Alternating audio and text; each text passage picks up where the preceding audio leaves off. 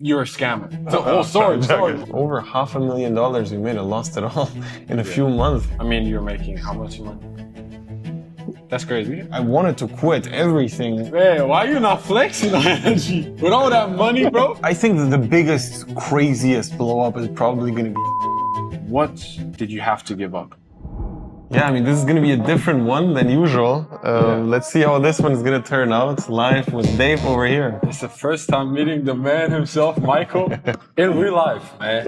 This guy got me presents over here. Look at this. You know, I had to, man. That's the least I could do. I appreciate it. But I got a lot of questions for you. No, go ahead. The first question is, you're a coach right now. So do you run stores on your own, or did you cut that off and just concentrate on coaching?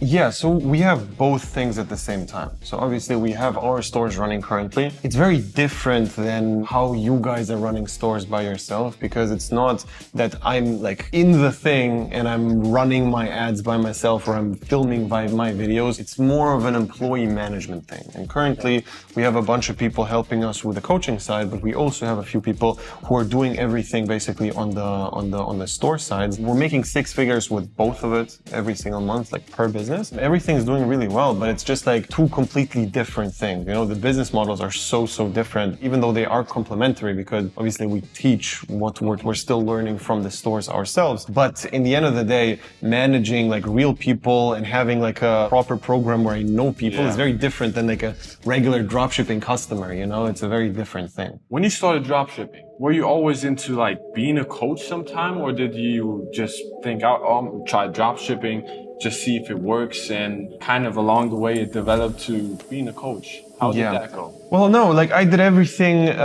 not out of the motivation of becoming a coach whatsoever. Like the first thing I wanted to do was obviously just make money, and that's it. Like I never thought of anything crazy. The main first initial goals for me was just making like 3K passive. That was the craziest thing I could imagine. Yeah, like that was literally the actual goal I had for forever. And when that happened, basically like I understood it's not enough, and then I wanted to do more. But at some point, I basically had so many people from my friends and my family, literally everybody I told this about, also wanted to start dropshipping. I just saw this huge demand, like a massive demand of people who are going to their jobs but don't want to keep doing their job. And I basically understood that if I can help them achieve what they want, then I basically will, number one, make a shit ton of money, and number two, help a shit ton of people, you know? And I just understood that like it can be a win-win situation there. The initial thing which actually got me hooked on it was that I also had a mentor myself in dropshipping, and he told me how much his network improved through having this mentoring program. For him, he was telling me how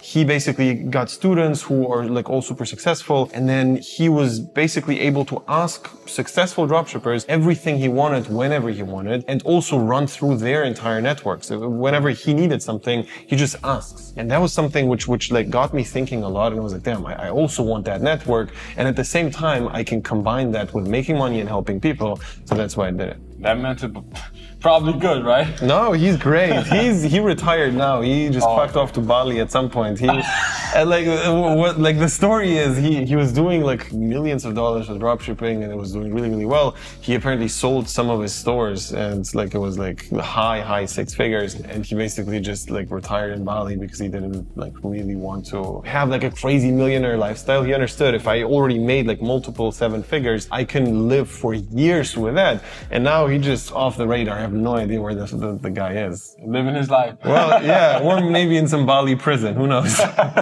Could be. So that means currently you don't have a mentor? No, I do have a mentor. I have a few people who are helping me out here and there. Like currently, I basically started looking up to people who, for a fact, have like $100 million plus business, and that's like the people I generally want to learn from. I'm having like one-on-one calls here and there with like people like Tai Lopez and people like that. So wow. It's just like people who are like for sure like really up there and have like huge personal brands and general brands. Tai Lopez owns like the website bodybuilding.com, so he's like top tier e-com, top tier personal brand. These are just things which I obviously can learn a lot from. When you started coaching, when was that in your dropshipping? End of 2019, 2020, something like that. It's like 4 or 5 years ago I started with the coaching stuff. Yeah, it's been a while. How was the journey like? Talk a little bit about the beginning, how it developed, how it was compared to now. Bro, it was so different. It was so different. Back in the day, it was just like people coming to me because they heard from somebody personally that they made money with dropshipping. And it was just like all referrals basically who came into the program. It was much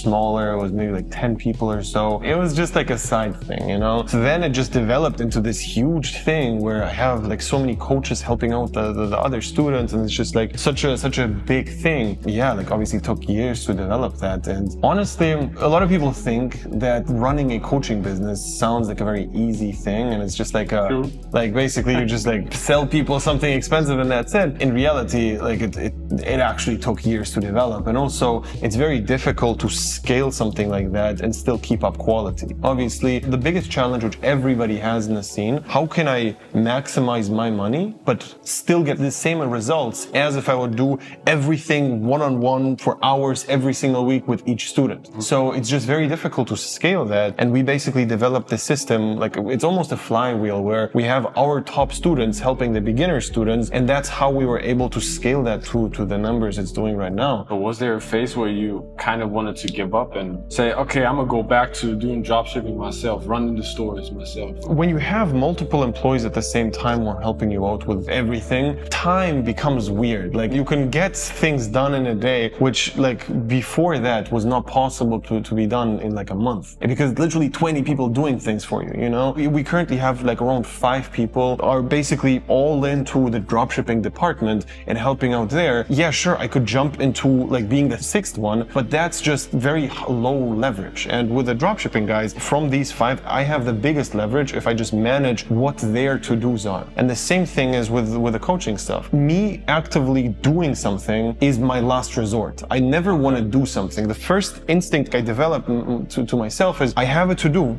Who can I give it to? That's like my ultimate goal, because then I understand I can allocate more to-dos to everyone. And then it's basically just more things being done at the same time. But yes, like I wanted to quit everything a bunch of times. And there was definitely moments where I just questioned everything. In the beginning, when it was just like dealing with Facebook blogs, dealing with like PayPal issues or Stripe. And then like later on also dealing with like hate online and people commenting bullshit. And all these things definitely like made me question everything. But in the end of the day, all these people like you see in the case studies are what motivates me, you know? Like you see so many people who have like actually life-changing results where I know for a fact their life is completely upside down. They don't have to work the regular job and everything's different now. I basically see that as much of a bigger motivation than some fucking kid running his mouth against me.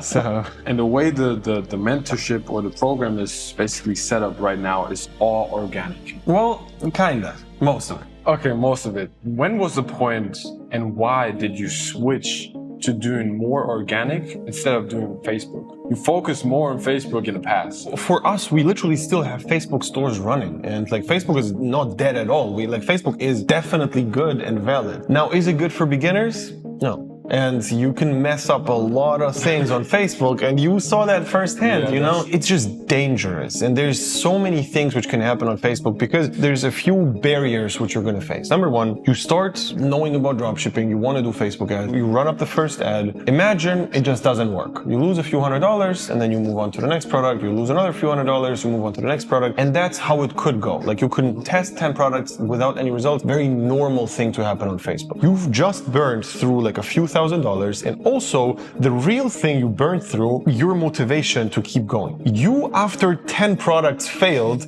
is not yourself. Like this is you doubting everything and questioning if anything even works, and then you basically don't know why that is. And then the worst thing about Facebook is this: you tested all these 10 products, you maybe could have done everything perfectly right, but still they didn't work. Why? Well, because the algorithm can fuck you over. There's accounts which literally don't work, and there's other accounts. We've seen it like dozens of times. We've tested the same thing, same store, same ad, same product, same everything on one account and on another account. It works, it doesn't work. That's crazy. That's something which just has such a high luck factor. Is there a luck factor in organic as well? Yes, you can definitely like post similar or same content on 2 accounts and see different results, but you don't burn through budget, and also it's so much easier to just switch the account. On Facebook, switching the account means that you have to be so deep into the whole space. Like, to find a solution on how to like source a bunch of accounts is not easy. That's not an easy task at all. And then after that, you need to like have seasoned accounts and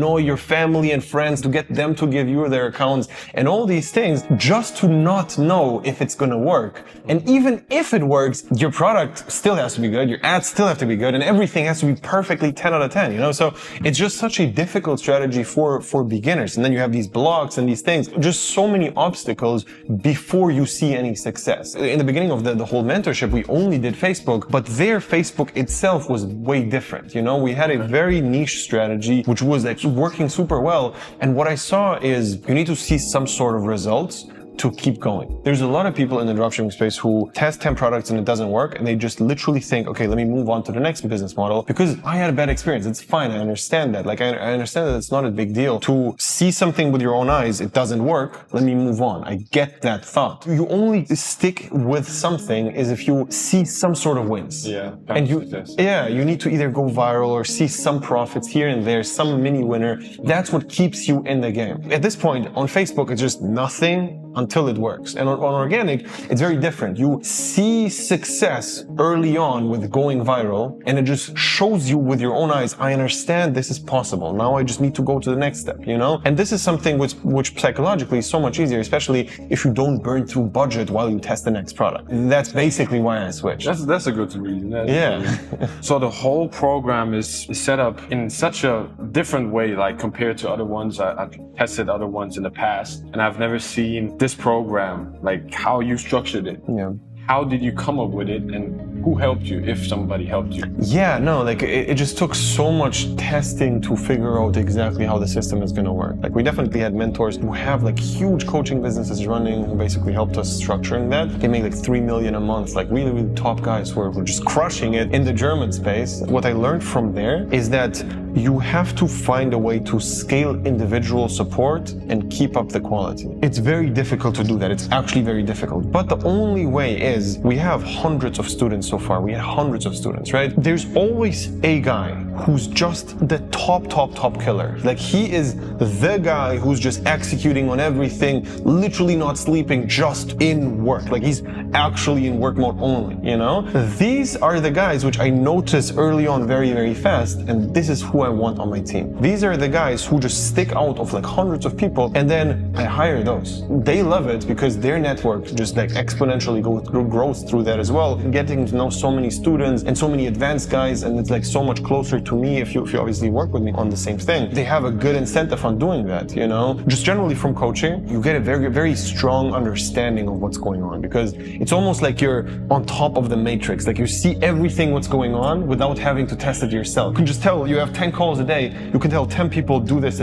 You see every result. There's 10 split tests at the same time, so the optimization is so much faster. These killers, they understand this makes sense for me. So I get them on the team, they're happy, the students are happy because they're killers, and that's like, they're just on it, and I'm happy as well. So that's how you scale. Sounds pretty easy. It's super easy, yeah. But how do you deal with, I mean, there are a few cases, you made a video already about it. People that say you're a scammer or that the program is fake. I got a lot of comments on that, or one on my video. How do you deal with those people, and what do you do about that? They just don't deal with them. Like, whatever, you think I'm a scam? Sure, don't start, it's fine. The only thing I can do is just every single week post the next case study. That's the only thing I can do. You can say whatever you want. The only thing you cannot say, deny the amount of success we have. And the people who do, they can say, yeah, they're paid actors, this and that. Cool, all right, sure. Like, whatever, think what you want. This like Truman Show setting, it would be literally impossible, you know? Like, think about this. I would have to fake not only the people in the case studies, but also the people in the case studies. Obviously, all the students, they see them in every daily group call. Like, we have daily group calls with all of them. You have to, like, they're all recorded. So I have to fake a journey from hundreds of people on asking dumb questions in the beginning, in the group calls, then asking a little bit smarter questions, then being smart, then making money. That's the journey I have to, yeah, it's not possible to scam something like that, or to fake something like that, because the second you're in the program, you get in access to every behind the scenes for every single case study. Like if you literally just go back in all the pre-recorded group calls, you can see the first time they asked the question, So that's not, you can not fake that. With the success right now, I mean, you're making how much money? Multiple six figures in profit, pretty consistently. That's crazy. Yeah. That's crazy. But in your last video, you said you want to make more money. Yeah. Why? What's the top? What are you aiming at? What's your long-term goals, man? I just feel it's a waste of what I'm doing to not make more money, because I understand that for example, nobody in my whole family has the chance to make an extra 100K profit per month within the next few months. I literally understand if I scale by, let's say, 20 or 30%, I'm gonna make another 100K profit per month extra. That jump is just some percentage for me, anywhere between 20 and 30%. That's a jump I have to do. For them, that's like a 1,000,000% jump, almost unreachable. For me, it's very feasible to do that jump, and I just feel like I'm wasting that potential to make that if I don't. If it would be like something obsessive where I would just not have a life and only be all into this, then I wouldn't do it. But I'm able to balance this pretty well, because again, think about the process of scaling it. It's not me sitting there and doing something actively. It's just me figuring out what to do and telling people that. Does that make sense? If you have so many employees, you literally just figure it out and then tell people. And that's something which actually is very fun, because just contemplating the plan of scaling, that's cool. That's just so fun. And I love it. I do a bunch of things, and this is the most fun. So what would you say motivates you to get out of bed besides money?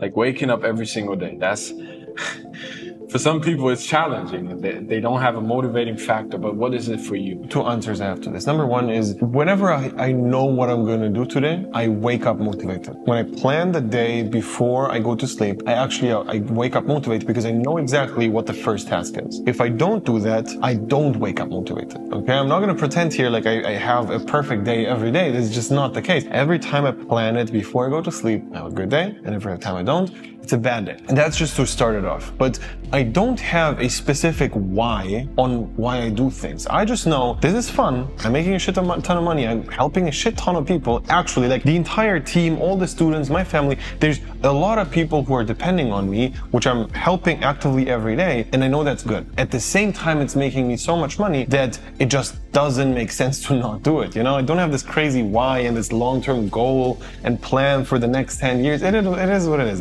I know what to do tomorrow, I'm gonna do that.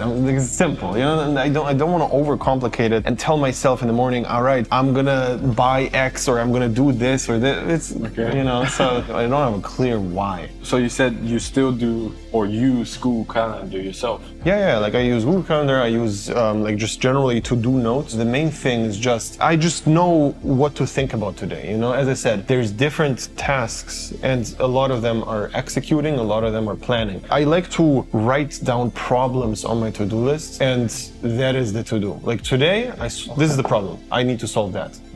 There's no specific tasks in terms of, okay, go to this website, do this, press this. It's a little bit different. I would really love to hear a day breakdown. The people probably too. Day breakdown. How does your day look like? It consists of a lot of sending voice messages and having calls with people from the team, some students, and that's a big chunk of it. It's just me communicating with people, delegating tasks, checking in on tasks which are done or which are not done. It's a lot of checking in with either students or employees, and then also on the dropshipping side, I'm constantly checking in with how things are going with the next split tests. We're constantly split testing everything about the funnel. We basically have a business model in general, which is also partnering up with the most advanced students. So we have a few people who are on the top who just have 50-50 partner stores and do things together. I'm not going to give you clear starts. It's just a lot of checking in with people. I tried.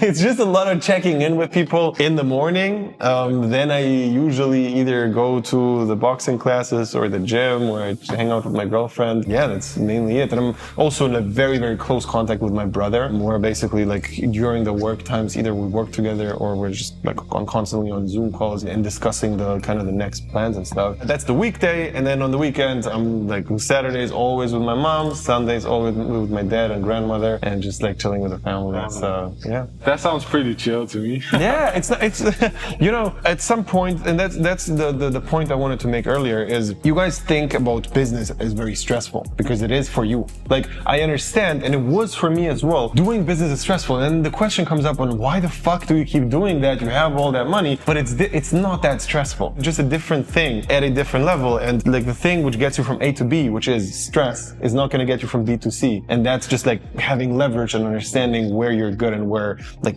your time is just wasted. I mean, we all see your IG, bro. Man, why are you not flexing on IG? With all that money, bro? 6 figures profit a month, bro. Multiple. Multiple. Oh, sorry. Multiple. Ain't no flex going on, bro. What's up?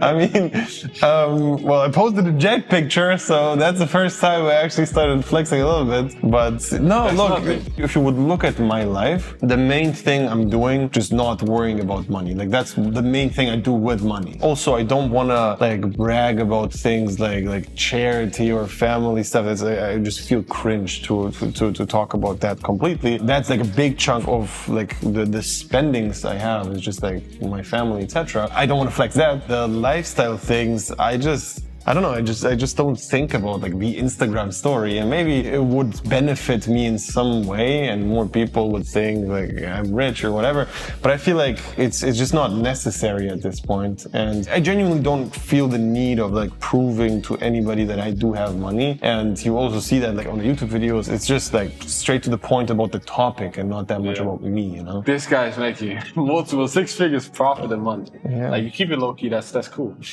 And do you have day in a life in planning? Like maybe another channel? I actually filmed it.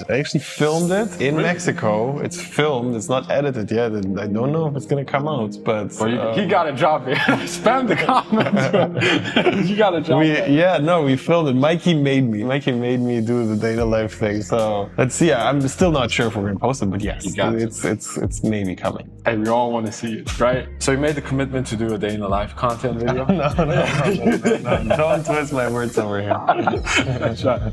But when it comes to YouTube, you said you don't make goals really, but you have goals, pretty sure. And what is your long-term goal with YouTube? Where do you want to take that? Also, as a dropshipping expert, what is your goal there? I mean, especially with YouTube, I had like a bunch of different stages where I was at. Like in the very beginning, where I had no idea what I was doing. The main thing is just like talking and learning how to talk well in front of the camera. And then when I got somewhat good at that, we just like layered in the next steps. My goal is just to keep uploading exactly like we do. We're just going to keep doing what we're doing. I think what I definitely want to do more, just having more variety on the channel, more different things. I genuinely feel like that we do the same thing over and over again. It's like a very similar style of videos. It's just basically me talking in front of the camera and saying stuff about different things. And the case studies. Yeah, and then the case studies, but also that, like, I think we can do a lot of different things. I was literally talking to like Ty Lopez about that, and he basically looked at the channel and instantly was like, okay, this is just boring.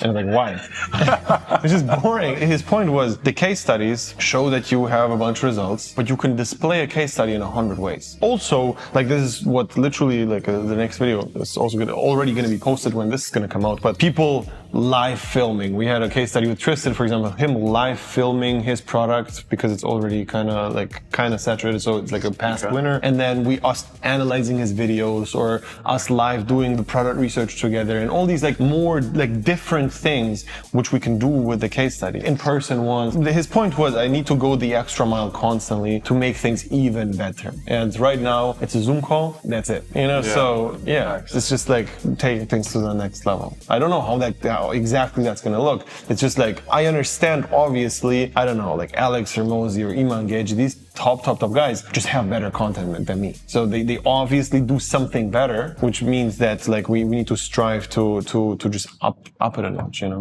When did you start dropshipping again? 2000. 2017. 2017. Like that was the prime time, right? I'm so pissed at myself that I didn't like have any idea of what I'm doing in the first like 2 years. It's so annoying. 1.5 years or so it took until I actually started to understand a little bit. If I knew what I was doing, it would be so easy. But there was just like not enough information out there to even understand what's going on and what's actually good and what's bad. It was the prime, and it was not the times where you can just throw up like a white background picture with like just some lion bracelet and make like $1 million. It was like definitely not that crazy, but it was good. And you said you had 1.5 years, like the span of 1.5 years where you just dig down on getting to know dropshipping. I started making money basically off the bat, but it was just like maybe in profit like $300-400 a month. It was like almost nothing for like almost a year, and then it blew up.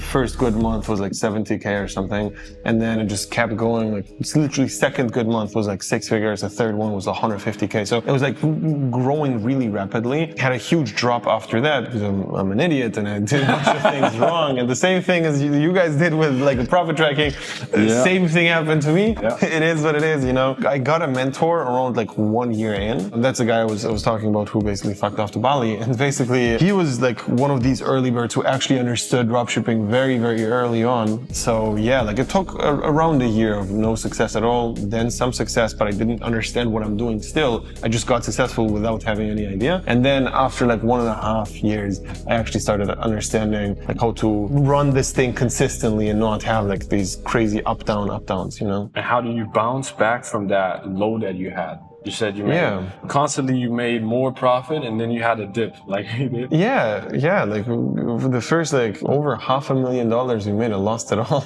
in a few months because it was dumb, you know, and I was in a mode of stress. For me, it was also seeing my bank account basically be at like maybe 1K after making over $500,000, and basically from that 1K I started to have to pay taxes. I just put myself into like an actual stress mode, and for like 5 months straight I didn't do anything else than actually work, and that was like one of the most stressful times of my life. But also it taught me that I can bounce back, you know. I understand that if that wouldn't have happened, I would not be as confident in myself as I am right now, because I just 100,000% know if I lose all of my money, if I lose the entire business, have to start from scratch, I'm gonna be able to get back up in not that crazy of a time span. So I know that for a fact because of that, because I did it, you know. And I don't want to be delusional. I just understand I did that like multiple times, so I'm gonna be able to do that again. And you as a dropshipping expert, having all these years on your back, what would you say, like organic is the thing right now? What trends or what do you think is coming up in the next few months or years that will blow up like crazy? Or will, like, there were rumors that TikTok will get banned and stuff. How would that impact organic by itself, and will we transition back to Facebook in one point or the other? Mm-hmm. I think that the biggest, craziest blow up is probably going to be AI. So imagine this: you can make organic content with AI. Like, just think about that. Then you will literally have crazy amounts of things solved. If you can do that and then have some sort of software which can like post across like hundreds of accounts, entire algorithm is going to change instantly. You know, like everything is going to be working very, very different. You're going to be able to optimize things so much more efficient. If you can have some sort of AI looking at the entire Facebook ads library and seeing what's the best ad, what do they all have in common, which line is literally the best line. We don't there's no best line right now, right? But there could be a database of best performing lines ever. And that's something which I just see is going to make the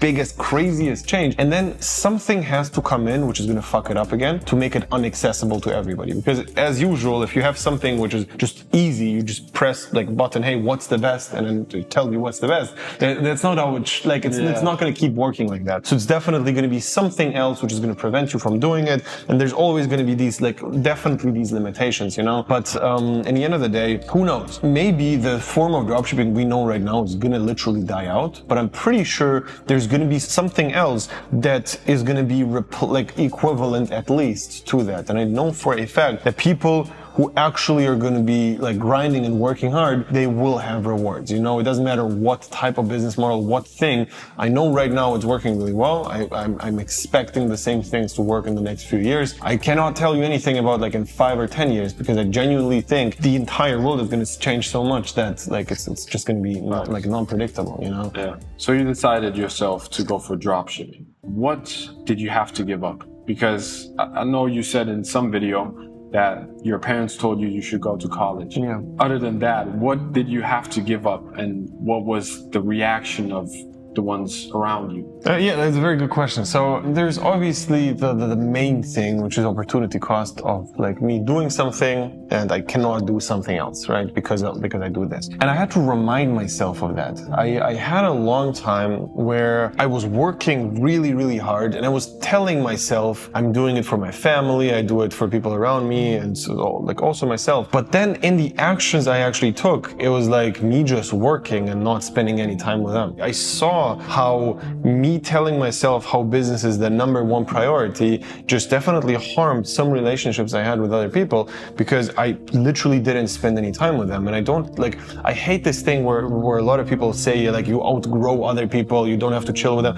No, like people who are in your family, you don't outgrow your mother. It's like, what the fuck is that? You know, like you're not like people are saying that they don't understand you and you only have to chill with people who uplift you. Sure, but like that doesn't apply to some people. You know, there's some people who just like have like unconditional love and it is what it is. So I think that there's like a lot of personal time which I lost through going very hardcore on business. And I realized that and I told myself, and maybe that was wrong, maybe that was right, who knows. But I told myself, okay, I'm gonna play the long game now. I'm gonna think about the next like 30 years. I understand that if I sacrifice 1 or 2 years and only work hard here, later on it's gonna pay off. I'm gonna have more free time and all of these things. That's what I told myself. Reflecting now, maybe that is a wrong mindset because who knows what happens in like 3 years? Who knows what happens in 5 years? And there's like some people who you can never talk to again, you know? So it's just something which always has some sort of cost with it. And I think that doing too much and not seeing what's happening around you is just always wrong. And I definitely was guilty of that, at some point. Like one of the biggest lessons for me was, okay, I need to free up my time so I can actually do what I want. That was when I started hiring people and doing all of those things, where I don't have a moment where if there's something important with somebody like I love, then that is the priority. There's nothing which can happen in the business which could be more important than that, you know? And there was times where I actually had to cancel things which were very important in the family, but I just thought, all right, no, like I'm working right now. I'm working, you know? You can never say if it's wrong or right. And now, like I try to help out the best and kind of make up for some lack of time I spent with some people. But yeah, I think that's just the main one. Like if you could go back and give an advice to your younger self 6 years ago, when you started and had this hustle mode dialed in, what advice would you give to your younger self? Click the link below. I don't want to tell myself anything. I'm happy how things turned out. Again, I don't know what would be different if things went different. So I think I did everything right. Things turned out well. People who are close are still around. So it turned out well. I think everything's fine now. I'm happy where I'm at. Yeah, I don't think I have anything here. All right, that's cool, man. Das ist ganz aufrappen, ne? Below the video. There's still a link, and that's the main advice.